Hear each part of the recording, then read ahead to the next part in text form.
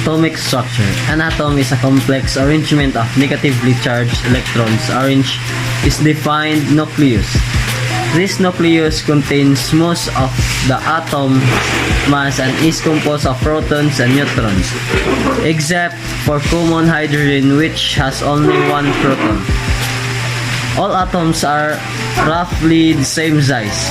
A convenient unit of length for measuring atomic sizes is the angstrom, which is defined as 1 times 10 to the power of negative 10 meters. The diameter of an atom is approximately 2 to 3 A. In 1897, G and G. Thomson discovered the existence of the electron, marking the beginning of modern atomic physics. The negatively charged electrons follow a random pattern with undefined energy shells around the nucleus. Most properties of atoms are based on the number and arrangement of their electrons. The mass of an electron is 9.1 times 10 to the power of negative 31 kilograms. One of two types of particle found in the nucleus is the proton. The existence of a positively charged particle, a proton, in the nucleus was proved by Sir Ernest Rutherford in 1919. The proton's charge is equal but opposite to the negative charge of the electron. The number of protons in the nucleus of an atom determines what kind of chemical element it is. A proton has a mass of 1.67 times 10 to the power of negative 27 kilograms.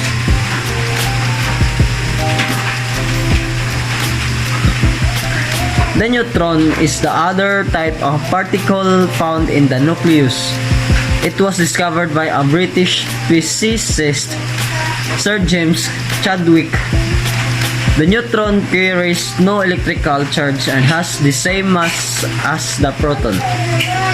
With a lack of electrical charge, the neutron is not repelled by the cloud of electrons or by the nucleus, making it a useful tool for probing the structure of the atom. Even the individual protons and neutrons have internal structure called quarks. 6 types of quarks exist. These subatomic particles cannot be freed and studied in isolation. Current research continues into the structure of the atom.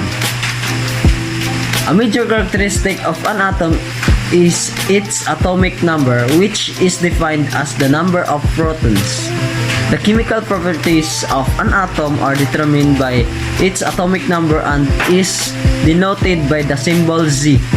The total number of nucleons or protons and neutrons in an atom is the atomic mass number. This value is denoted by the symbol A. The number of neutrons in an atom is denoted by N. Thus, mass of an atom is A equals N plus Z. Atoms with the same atomic number but with different atomic masses are called isotopes. Isotopes have identical chemical properties yet have very different nuclear properties. For example, there are 3 isotopes of hydrogen. 2 of these isotopes are stable or not radioactive, but tritium 1 proton and 2 neutrons is unstable. Most elements have stable isotopes.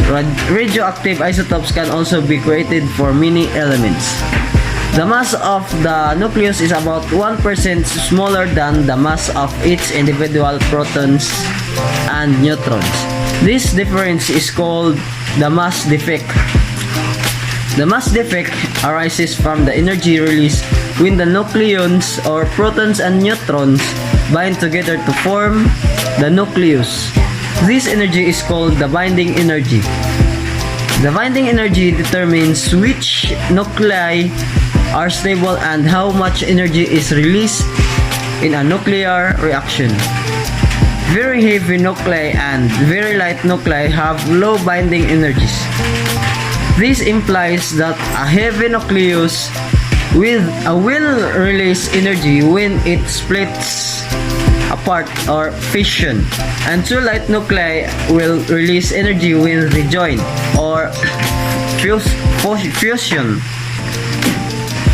The hydrogen 2 nucleus, for example, composed of one proton and one neutron, can be separated completely by supplying 2.23 million electron volts or MeV of energy. Conversely, when a slowly moving neutron and proton combine to form a hydrogen 2 nucleus, 2.23 MeV are liberated. The mass defect and binding energy are related by Albert Einstein formula E equals mc to the power of 2. In 1905, Einstein developed the special theory of relativity. One of the implications of this theory was that matter and energy are interchangeable with one another. This equation states a mass can be converted into an amount of energy, where c is the speed of light. Because the speed of light is a large number and thus c squared is huge, a small amount of matter can be converted into a tremendous amount of energy. This equation is the key to the power of nuclear weapons and nuclear reactors. Radioactivity is the spontaneous disintegration of atomic nuclei. This phenomenon was first reported in 1896 by the French physicist Henri Becquerel. Marie Curie and her husband Pierre Curie contributed further to the understanding of radioactivity. Their research led to the discovery of two new radioactive elements, polonium and radium, and forced scientists to change their ideas about the structure of the atom. Radioactivity is the result of an atom trying to reach a more stable nuclear configuration. The process of radioactive decay can be achieved via three primary methods. A nucleus can change one of its neutrons into a proton with the simultaneous emission of an electron or beta decay. By emitting an helium nucleus or alpha decay, or by spontaneous fission or splitting into two fragments. Often associated with these events is the release of high energy photons or gamma rays. There are some other methods of radioactive decay, but they are more exotic in nature. Each individual radioactive substance has a characteristic decay period or half-life. A half-life is the interval of time required for one half of the atomic nuclei of a radioactive sample to decay. The radioactive isotope cobalt-60, which is used in radiation cancer therapy, has for example one half-life of 5.26 years. Thus, after that interval, a sample originally containing 16 grams of cobalt-60 would contain only 8 grams of cobalt-60 and would emit only half as much radiation. After another interval of 5.26 years, the sample would contain only 4 grams of cobalt-60.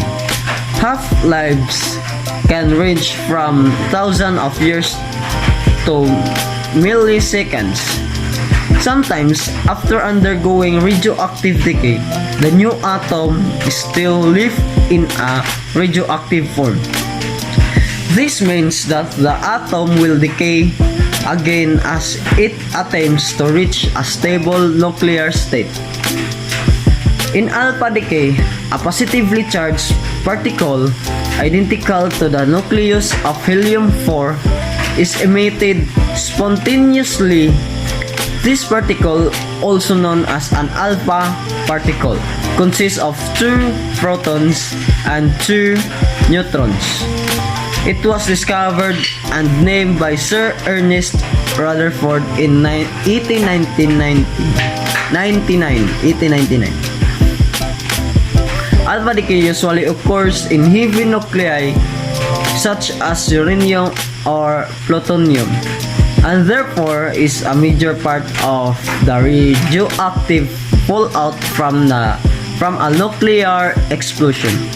Since an alpha particle is relatively more massive than other forms of radioactive decay, it can be stopped by a sheet of paper and cannot penetrate human skin. For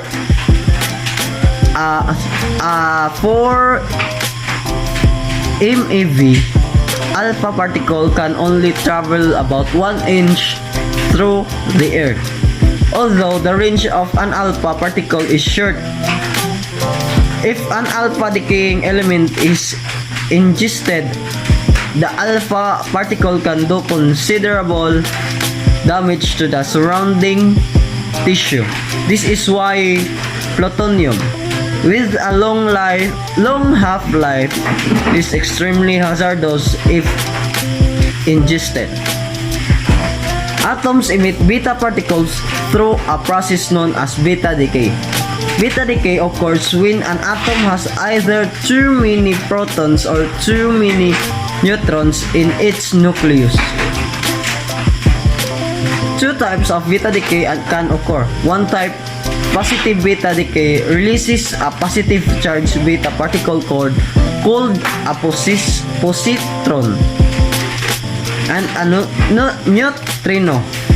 The other type, or negative beta decay, releases a negatively charged beta particle called an electron and an antineutrino. The neutrino and the antineutrino are high energy elementary particles with little or no mass and are released in order to conserve energy during the decay process.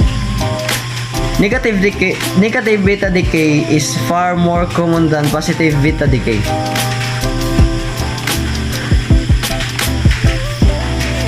So, this form of radioactive decay was discovered by Sir Ernest Rutherford in 1899, although the neutrino was not observed until the 1960s. Beta particles have all the characteristics of electrons. At the time of their emission, they travel are nearly the speed of light. A typically 5 MeV particle will travel about 10 feet through the air and can be stopped by 1 to 2 inches of wood. Gamma rays are a type of electromagnetic radiation that results from a redistribution of electric charge within a nucleus. Gamma rays are essentially very energetic X-rays. The distinction between the two is not based on their intrinsic nature but rather or their origins. X-rays are emitted during atomic processes involving energetic electrons. Gamma radiation is emitted by excited nuclei or other processes involving subatomic particles. It often accompanies alpha or beta radiation. As a nucleus emitting, those particles may be left in an excited or higher energy state. Gamma rays are more penetrating than either alpha or beta radiation, but less ionizing. Gamma rays from nuclear fallout would probably caused by the largest number of casualties in the event of